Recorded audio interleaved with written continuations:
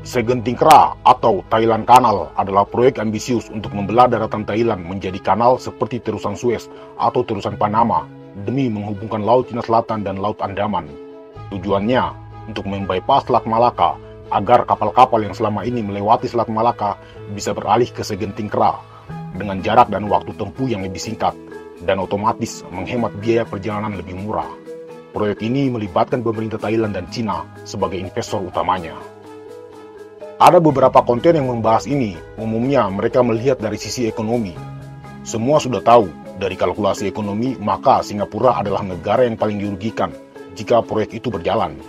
Malaysia adalah negara kedua yang juga dirugikan. Sementara Indonesia mungkin tidak begitu berdampak, karena memang Indonesia belum maksimal memanfaatkan Selat Malaka.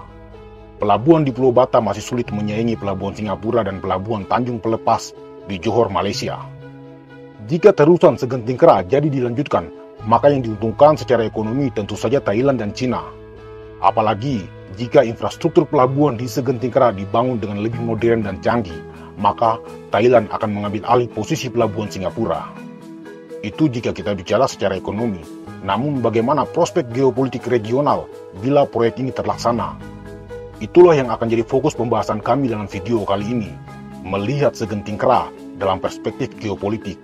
Karena dampak dari proyek ini bukan saja melibatkan Cina dan Thailand atau negara-negara di Asia Tenggara, tapi juga negara-negara lain di Asia Selatan seperti India, Bangladesh, dan Sri Lanka. Video ini akan melihat Segenting Kra dalam paradigma realis. Jika kita bicara geopolitik, maka kita sedang berbicara hubungan antar wilayah, kekuatan politik, dan ekonomi dalam konteks regional. Geopolitik sangat mengutamakan faktor geografis suatu negara, seperti letak dan posisinya, sumber dayanya, dan aksesibilitasnya. Hal-hal itu akan mempengaruhi tindakan dan kebijakan suatu negara, termasuk strateginya dalam memprediksi perkembangan politik dan ekonomi di masa depan. So, jika kita bicara geopolitik, maka kita tidak akan jauh dari map, dari peta. Dalam proyek Segenting Kra, ada 3 kawasan perairan penting yang harus diperhatikan karena sangat menentukan perubahan geopolitik. 3 kawasan laut ini saling menghubungkan antara Pasifik dan Samudra Hindia. Pertama, Laut Cina Selatan, kemudian Laut Andaman, dan ketiga adalah Teluk Benggala.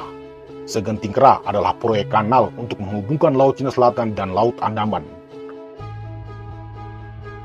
Sedangkan Teluk Benggala berada persis di belakang Laut Andaman.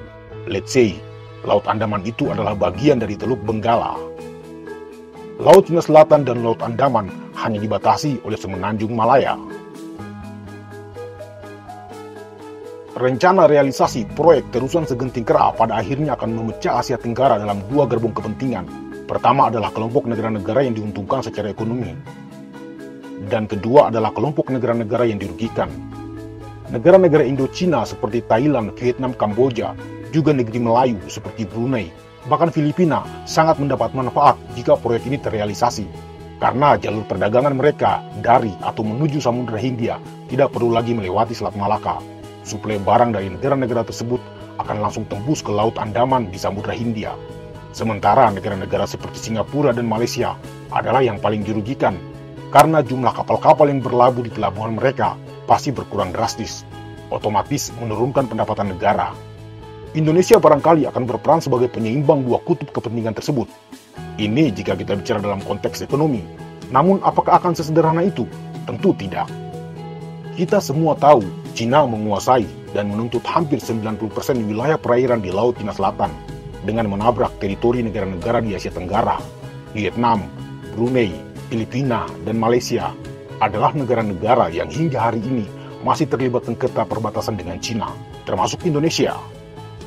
Proyek Segenting Kra tidak bisa dilihat hanya dari sudut pandang ekonomi, tapi juga ada kepentingan jangka panjang Cina untuk mengamankan klaimnya di perairan Laut Cina Selatan. Dengan investasi yang besar, maka Cina dengan mudah dapat memaksa Thailand untuk memberikan akses 20-30% di terusan Segenting Kra, yang mana itu akan semakin memperkuat hegemoni Cina di Laut Cina Selatan. Apalagi pangkalan militer Cina di Kepulauan Spratly persis terletak di pintu keluar Segenting Kra, otomatis memudahkan kontrol Cina di perairan itu. Sementara jalur laut Vietnam, Filipina, Brunei berada di dalam Laut Cina Selatan. Pertanyaan yang muncul adalah, Apakah Vietnam, Kamboja, Filipina, atau Brunei yang secara ekonomi diuntungkan dengan proyek segenting kera bersedia menanggung resiko itu? Apakah negara-negara itu mau menerima resiko wilayah laut yang selama ini jadi sengketa dengan Cina akan secara de facto dimenangkan oleh Cina? Problemnya adalah negara-negara biasanya sangat pragmatis, kepentingan ekonomi didahulukan daripada efek jangka panjangnya. So, tanyakan itu pada negara-negara yang bersangkutan. Cina memiliki kepentingan besar dengan proyek segenting kera, karena Cina harus memastikan keamanan jalur keluar masuk kapal-kapal barangnya yang mensuplai kebutuhan domestiknya. Dengan semakin tingginya tensi antara Cina dan Amerika terkait Taiwan, maka Cina berada dalam posisi yang tidak menguntungkan jika masih menggunakan Selat Malaka, karena Cina harus bernegosiasi dengan 3 negara di sana, ada Indonesia, Singapura, dan Malaysia. Sementara jika Thailand Kanal atau terusan segenting kera dibuka, maka Cina hanya butuh bernegosiasi dengan 1 negara, yaitu Thailand. Lebih gampang, lebih praktis, dan lebih efisien. Kemudian, apakah efek dari proyek segenting kera hanya berdampak kepada negara-negara Asia Tenggara? Tidak. Negara yang paling mungkin terancam oleh proyek ini adalah India. Sudah sejak lama, India mengamankan asetnya dengan membuka pangkalan militer di Kepulauan Andaman.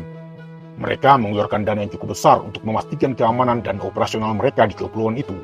Nah, jika proyek segenting kera dibuka, maka ada 2 pangkalan militer yang langsung saling berhadapan-hadapan dari kedua negara yang secara historis saling bersaing dan memiliki sentimen kebencian satu sama lain.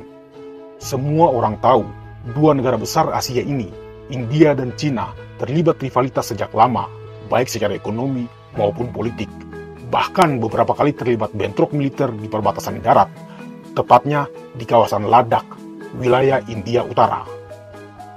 Ada keyakinan bahwa 2 negara ini belum tentu masuk dalam arena konflik di laut.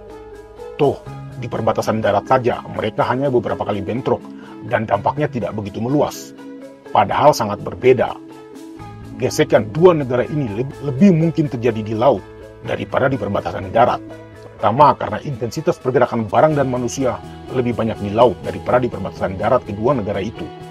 Jika kita lihat wilayah konflik Cina-India di Ladakh, India Utara, itu adalah daerah yang cukup terisolir, dengan topografi tanah dan cuaca yang ekstrim, sangat jarang dilalui manusia. Berbeda dengan di laut, kapal-kapal militer Cina sering beroperasi di Laut Cina Selatan, bahkan sampai ke Selat Malaka, dengan alasan untuk menjaga keamanan kapal-kapal barang mereka. Bayangkan jika terusan segenting kera dibuka, potensi pertemuan kapal militer Cina dan kapal militer India akan semakin terbuka, karena pangkalan militer kedua negara saling berhadapan langsung. Jarak 2 pangkalan militer itu hanya sejauh sekitar 1000 km. Apalagi Coast Guard Cina cukup agresif, sementara India masih memiliki sentimen tersembunyi. Kemungkinan bentrok itu besar, dan dampaknya bisa signifikan. Bedanya dengan bentrokan Cina-India di darat adalah para pelakunya hanya tentara-tentara penjaga perbatasan. Nah, kalau di laut, pasti melibatkan pangkalan militer dengan armada yang canggih. Jadi, dampak dan kerusakannya bisa lebih besar. Poinnya adalah, pembukaan segenting kera hanya akan semakin memanaskan perairan Laut Cina Selatan yang memang sudah panas.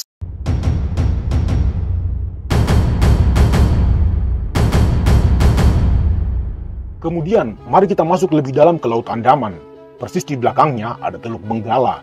Di sini ada 3 negara dominan selain India, yaitu Myanmar, Bangladesh, dan Sri Lanka. 3 negara ini memiliki kerjasama yang cukup kuat dengan Cina, tapi tidak dengan India.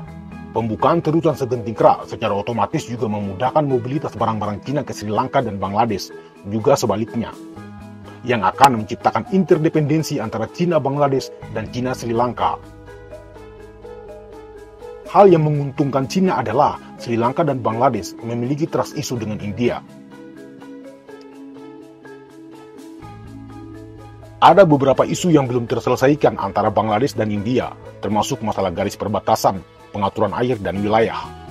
Kedua, banyak orang Bangladesh memasuki India sebagai pekerja migran yang memicu masalah keamanan dan ketegangan kedua negara. Kemudian yang paling mendasar adalah perbedaan politik dan budaya antara Bangladesh dan India yang juga mempengaruhi hubungan kedua negara. Bangladesh yang mayoritas Muslim dan India yang mayoritas Hindu. Sejak naiknya partai Hindu sayap kanan Bharatiya Janata Party di India dan cara India menangani pertentangan rasial antara Muslim dan Hindu sedikit banyak mempengaruhi persepsi Bangladesh terhadap India. Sementara Sri Lanka memiliki sejarah pertikaian yang cukup panjang dengan India yang mempengaruhi persepsi Sri Lanka terhadap negara itu. Pertama, pada tahun 1983, perselisihan antara komunitas Tamil di Sri Lanka dan pemerintah Sri Lanka memicu perang sipil yang berlangsung selama 26 tahun. India menjadi negara yang berkepentingan karena mayoritas suku Tamil merupakan imigran dari India. Yang kedua, konflik Pulau Kachatifu.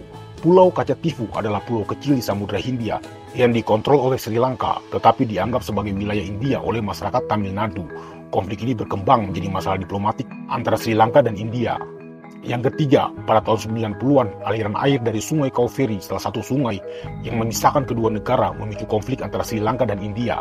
Yang keempat adalah pada tahun 2009, aksi kekerasan yang dilakukan oleh pasukan Sri Lanka terhadap masyarakat Tamil memicu kecaman publik dan pemerintah India. Beda India, beda Cina. Bangladesh dan Sri Lanka memiliki hubungan yang cukup kuat dengan Cina. Pertama, Cina telah melakukan banyak investasi dan pembangunan di Sri Lanka, seperti membangun proyek infrastruktur, membantu pemulihan ekonomi setelah perang sipil. Ini membuat Sri Lanka lebih mengandalkan Cina daripada India, begitu juga Bangladesh. Yang kedua, Cina memiliki kebijakan politik yang lebih menguntungkan dibandingkan dengan India. Yang ketiga, Sri Lanka dan Bangladesh memiliki pandangan yang berbeda dari India mengenai beberapa isu politik dan regional, dan ini mempengaruhi preferensi mereka terhadap Cina. Yang keempat, Sri Lanka Cina dan Bangladesh Cina memiliki hubungan diplomatik yang lebih baik dibandingkan dengan India, dengan tingkat kunjungan yang lebih sering dan tingkat kerjasama yang lebih tinggi. Makanya dua negara ini menganggap Cina sebagai mitra dagang yang penting. Pembukaan segenting kera juga mengamankan kepentingan Cina di dua negara tersebut, yang jika dilihat secara geostrategis, maka akan mengisolir India di Teluk Benggala. Otomatis, meski India mengontrol Laut Andaman, namun persis di belakangnya, India kesulitan untuk mencegah superioritas Cina. Dari sini bisa dilihat bahwa pembukaan segenting kera bukan saja untuk proyeksi kepentingan Cina di Laut Cina Selatan, tapi juga berdampak pada kepentingan Cina di Teluk Benggala. Dan India adalah negara yang paling terancam. Bagaimana dengan Indonesia?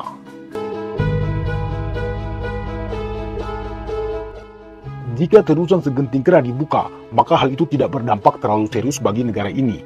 Indonesia justru bisa diuntungkan.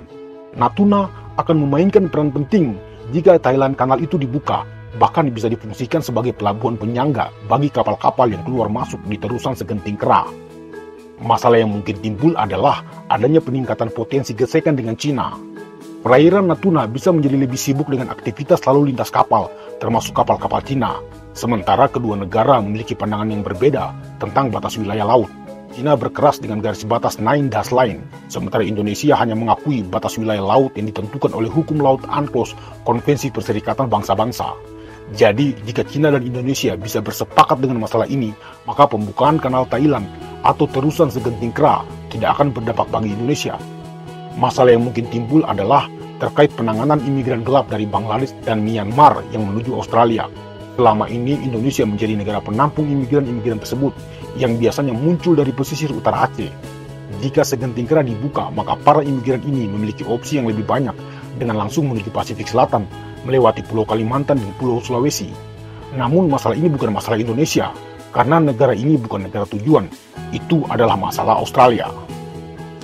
Pembukaan segenting kera justru memberikan opsi bagi jalur ekspor-impor Indonesia ke Teluk Benggala dan negara-negara di sekitarnya. Kemudian Natuna akan menjadi wilayah sentral bagi Indonesia yang akan membuka peluang peningkatan infrastruktur dengan penggunaan teknologi tinggi. Pulau tersebut pasti akan dioptimalkan. Pertanyaan yang sebenarnya adalah, apakah realisasi proyek segenting kera ini benar bakal terlaksana? Padahal jarak tempuh kapal-kapal dari Samudra Hindia hanya hemat 2 hari perjalanan jika dibandingkan melewati Selat Malaka. Dengan kecanggihan sistem pelayaran sekarang, maka 2 hari bukanlah waktu yang panjang. Apalagi Thailand juga memiliki masalah domestik terkait isu-isu disintegrasi di wilayah selatannya. Pembukaan segenting kera justru mengisolasi wilayah selatan yang selama ini mau memisahkan diri, otomatis akan menimbulkan masalah keamanan. Kemudian juga investasi untuk merealisasikan terusan segenting kera ini membutuhkan uang yang sangat banyak. Bila melihat metode investasi seperti terusan Suez atau Panama, maka pertanyaannya adalah, apakah Thailand akan memberikan kesempatan kepada Cina untuk mengontrolnya lebih dulu sebagai garansi? Lihat bagaimana terusan Suez dibangun tahun 1869, namun baru diberikan kepada Mesir pada tahun 1956. Kemudian terusan Panama dioperasikan tahun 1914, namun Amerika baru memberikannya kepada Panama tahun 1999. So, apakah akan seperti itu? Jika tidak, maka sepertinya Thailand masih perlu berpikir panjang untuk itu, dan proyek ini masih jauh untuk direalisasikan. Begitu menurut pendapat kami. Jika kalian punya pendapat berbeda, silakan komen di bawah.